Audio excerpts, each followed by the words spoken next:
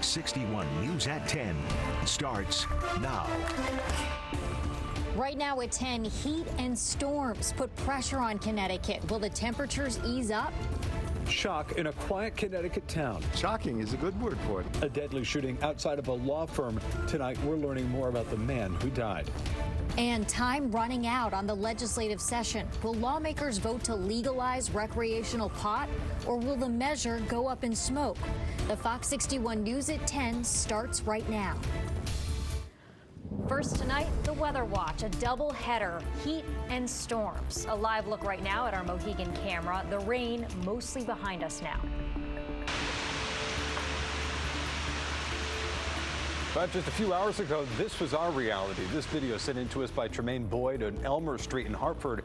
Torrential downpours and strong winds. Speaking of Hartford, our cameras capturing those storm clouds moving through the city earlier today. Quite the dramatic sight for many of us, especially here in Hartford. Indeed. Thanks so much for joining us at 10. I'm Jen Bernstein. And I'm Ben Goldman. Tonight, we're now looking ahead. We have our team of meteorologists on the case. Rachel Piscatelli in Hartford with the damage that she saw across the state. But first tonight, we want to get right over to Chief Meteorologist Rachel Frank. Rach. The threat for storms is over with for tonight. We still have areas of patchy rain, some drizzle, some mist, and maybe even fog in spots out there because, boy, it is still humid out there despite the fact that these thunderstorms have come through, and we're in for another hot and humid day tomorrow before some relief arrives. If you look off to the west, we're not quite done with the rain just yet. Another batch of showers coming in, and despite the fact that you're seeing some rumbles of thunder here in parts of eastern Pennsylvania, I don't think we're going to see any more thunder tonight, but a few reports of wind damage today. Hartford, South Windsor, also up in Litchfield County around Winstead, and about 2 inches of rain in southern Litchfield County reported over a very short period of time. So it was busy for some, for others, not so much. While some got heavy rain and lightning and strong gusty winds, others just saw, a little pitter patter of rain on top of the roof. No big deal. But this is it, day 4, officially in the books of our first heat wave of the season.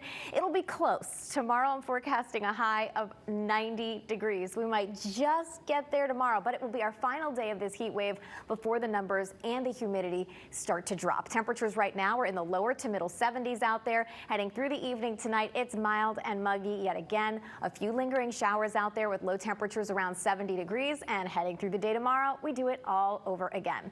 High temperatures between 85 to right around 90 degrees. Even at the shoreline, we're forecasting a high temperature of around 86 degrees for the New Haven area. But as we head through the afternoon, we'll have these hit or miss showers and thunderstorms. I don't think that they're going to be as numerous as they were outside today when it was fairly widespread, at least regarding rain chances. But following this, those bigger changes towards the end of the week. We'll break it all down for you, your full forecast coming up. Rachel, thank you very much. Those storms were swift and impactful in some places. Fox 61 meteorologist Rachel Piscatelli joining us live in Hartford tonight with more on that. Hi, Rach. Ben and Jen, our storm tracker was out during the peak of these storms as we did see some heavy gusts of wind and the damage you can see here on Jennings Road, also in South Windsor as well. A tale of two weather events. Tuesday started off hot and humid. This is heaven to me. I like 90 degrees. I don't complain about the weather. And ended slightly cooler and still humid. The weather's much nicer now than it was before these storms came. We needed a little break. Sandwiched in between rain, thunderstorms, and gusty winds, which knocked down this fence on Jennings Road right near the McDonald's. Crews were out in South Windsor cleaning up. On Collins Lane, a limb still hanging on after snapping. The branches landed on the house right beside it. On Hayes Road, that tree is without this limb, which just missed the road. And Fox 61 viewer Donna capturing a power line falling and igniting a fire right in front of her on Route 44. But once the rain and wind calmed down, folks like true New Englanders were out running errands. I do like it warm, so I really don't like the cold weather. So for me, this is kind of great. I love it, and especially that it's lightly raining. Lawns on the forefront of minds as storms turned into more beneficial rain. Lawn is like a carpet. It couldn't look any better than it is. The rain is a friend to us today. A lending hand from Mother Nature. The flowers are good. It's nice not to have to water them. It's always that I were watering. And we do have some light raindrops here in the Hartford area, and the humidity is certainly here as well. My hair can tell. And we will be humid for the next couple of days, or I should say by tomorrow, before we start to see that dip in the humidity. Good news there. But for now, we're live in Hartford. Rachel Piscatelli, Fox 61 News. All right, Rachel, thank you. Make sure you have the free Fox 61 News app handy as these storms move on through. They won't be the only ones this year. You can get severe weather alerts sent right to your device, plus track live radar conditions wherever you live in the state. All three of us heard at the same time a woman scream and then a gunshot. Stunned neighbors recalling a shooting that broke the silence of their quiet town Monday night. Tonight, we know a man was shot and killed outside of a law office. An attorney named a subject of the investigation. That law firm saying that the person killed was not a client of theirs or known to anyone at the firm. Fox 61's Alicia Machado live in Litchfield tonight with new details on this investigation. Alicia.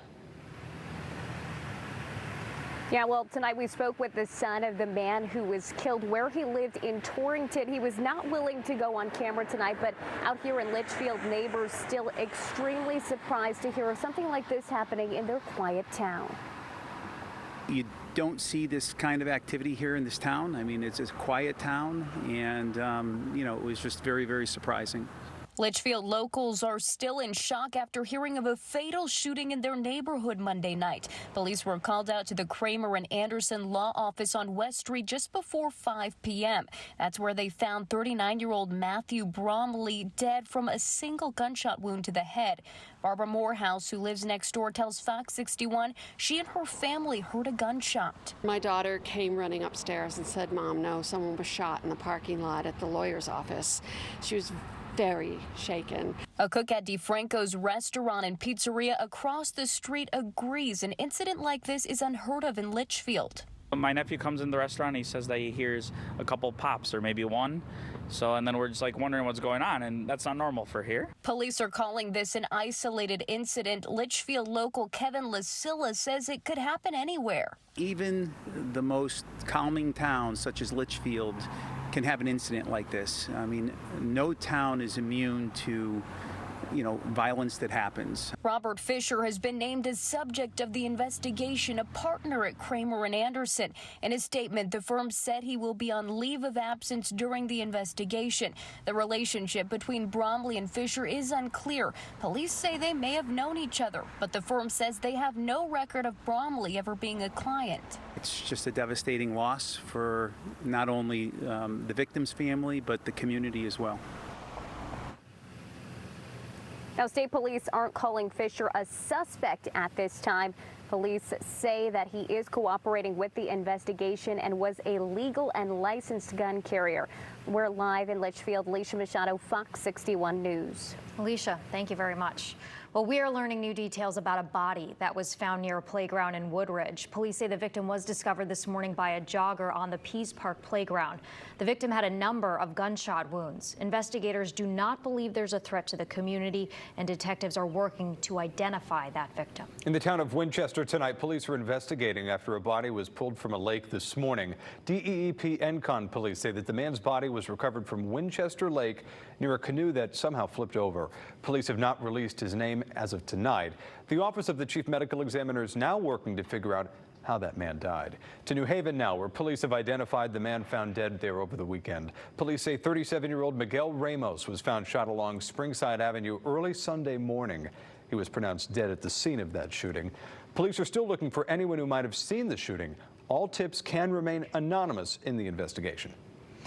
Live at the state capitol right now, lawmakers working late into the evening as they race to get as many bills done as possible. The session ending tomorrow at midnight. Lawmakers still have major pieces of legislation they're trying to tackle right now, including the budget and legalizing the recreational use of marijuana. Lots still to do here. Fox 61's Gabby Molina joining us live at the state capitol to break down what these next 24 hours are going to look like in Hartford. Gabby? They're going to look busy, Ben and Jen, and they already have been the past couple of days. Right now, the House of Representatives is talking about the state budget. They're hoping to have a vote on that by midnight, and if it passes in the House of Representatives, it'll move on to the Senate for tomorrow. Now, that leaves the big cannabis bill for the House of Representatives, and this is as the legislative session ends tomorrow. With a deadline of midnight on Wednesday, it's a race against the clock for lawmakers. The House of Representatives facing the state budget Tuesday night, which is expected to get bipartisan support across the General Assembly. It's a good budget. It's a budget that makes health care more affordable, education more affordable, holds the line on taxes with an emphasis upon economic growth. The 2-year, roughly $46 billion budget also makes investments in workforce development and municipal aid, among other projects, without raising taxes. That's in part thanks to federal aid from COVID-19 relief funds. I think people struggle with the amount of spending versus the fact that there are no tax increases. All the federal money has really changed this process and frankly has made it a lot easier to craft a budget. But the House still has another major item to get to, the nearly 300-page bill that would legalize recreational marijuana in Connecticut for adults 21 and older. It passed in the Senate early Tuesday morning, squeezing through with a 19-17 vote. State representatives are expected to vote on Wednesday, and Governor Lamont has already expressed his support. I think it's time for them to make up their mind whether you want to have a legal, regulated market for cannabis or kick it down the road for another period. I think they're ready to vote on it and pass it. House Speaker Matt Ritter also advocating for a vote, saying it will happen whether or not they run out of time this session. You can't block the vote. You can delay the vote by 12 hours or another day, but it's inevitably going to happen. You can't run the clock out forever. The original bill had a line that would have benefited an individual grower. It was taken out in an amendment made by the Senate, but House Republican leader Vincent Candelora is now calling for an investigation into how it got in the bill in the first place. I think the entire process has been tainted. The fact that we had a piece of legislation that came out that was enriching one individual in the state of Connecticut, potentially giving them millions of dollars, is a real big problem. He can do whatever he wants to call for. I know that provision came out. I know that my caucus would not have supported something like that when the language was said, and that was the end of it. So. Another bill that the House spent several hours discussing was a highway user fee that would be a fee for tractor trailers that use Connecticut roads. That did pass in the House and moves to the Senate next. We'll keep you updated on all of this as the legislative session unfolds and ends again tomorrow at midnight. Live at the state capitol, Gabby Molina, Fox 61 News. All that we're asking for to make sure that the playing field is equal.